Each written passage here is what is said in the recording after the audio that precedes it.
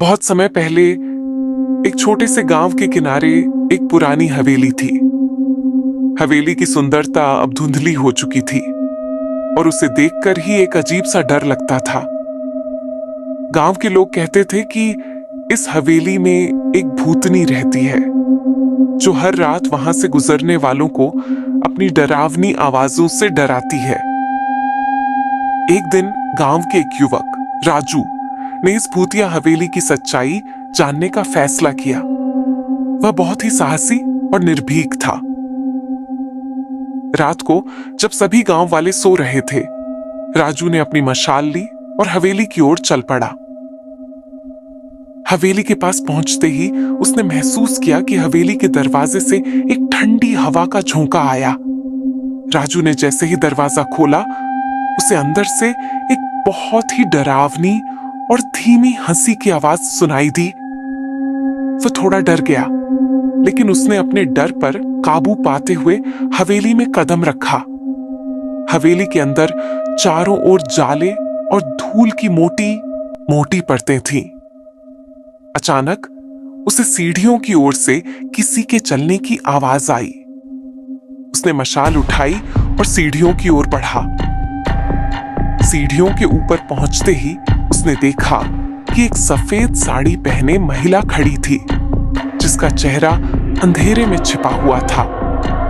महिला धीरे धीरे उसकी ओर बढ़ने लगी। राजू के पैर कांपने लगे, लेकिन उसने अपनी हिम्मत नहीं खोई। उसने उस महिला से पूछा, तुम कौन हो और यहाँ क्या कर रही हो?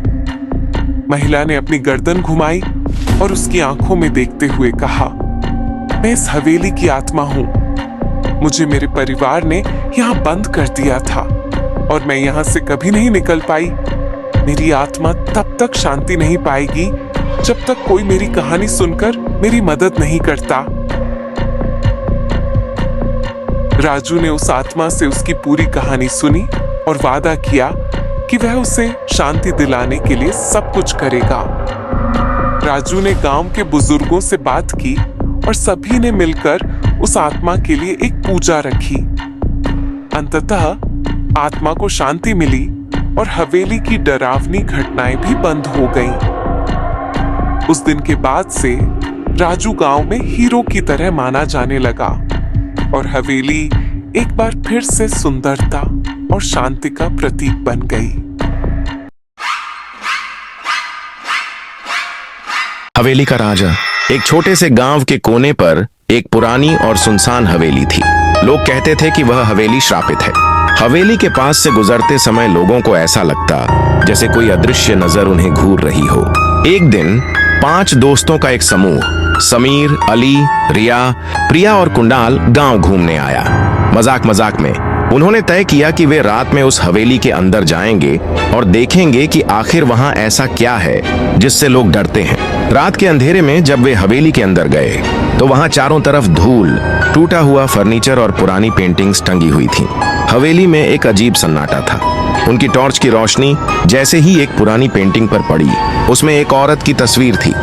उसकी आंखें ऐसी लग रही थीं जैसे वह उन्हें सीधे देख रही हो। जैसे ही टॉर्च उस पेंटिंग से हटी, एक हल्की सी हंसी सुनाई दी। क्या तुम लोगों ने ये आवाज सुनी? प्रिया ने घबराते हुए पूछा। बकवास मत करो, कुणाल बोला, लेकिन उसकी आवाज भी कांप रही थी। जैसे ही वे अगले कमरे में पहुंचे, उन्होंने देखा कि एक पुराना झूला धीरे धीरे हिल रहा था। हवेली के अंदर हवा तक नहीं चल रही थी, फिर भी झूला अपने आप हिल रहा था। तभी एक जोरदार आवाज आई, जैसे किसी ने दरवाजा जोर से बंद किया हो। चलिए यहाँ से, मुझे कुछ अच्छा महसूस नहीं हो रहा, अली बोला, लेकिन बाहर जाने का रास्ता दिख नहीं रहा था। अचानक वे एक कमरे में पहुंचे जहां फर्श पर खून के धब्बे थे। समीर ने टॉर्च से उन धब्बों पर रोशनी डाली और तभी उसकी टॉर्च का बल्ब फूट गया। पूरे कमरे में अंधेरा छा गया। रिया की जोरदार चीख गूंजी। उसने महसूस किया कि किसी ने उसका हाथ पकड़ लिया है।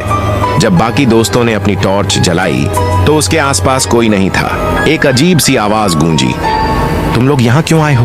वह आवाज कमरे के चारों कोनों से आ रही थी। हर तरफ हल्की लेकिन डरावनी हंसी गूंजने लगी। डर के मारे सभी भागने लगे, लेकिन हर दरवाजा बंद था। तभी एक दरवाजा अपने आप खुला और उसके पीछे वही औरत खड़ी थी जो पेंटिंग में थी। उसका चेहरा टूटा हुआ था और उसकी आंखों से खून बह रहा था। उसने अपना हाथ समीर की ओर बढ़ाया और कहा, तुम लोग अब कभी यहाँ से नहीं जा पाओगे। अगली सुबह गांव के लोगों ने देखा कि हवेली का दरवाजा खुला हुआ था। जब वे अंदर गए तो वहां कोई नहीं था, न समीर, न अली, न रिया, न प्रिया और न कुणाल।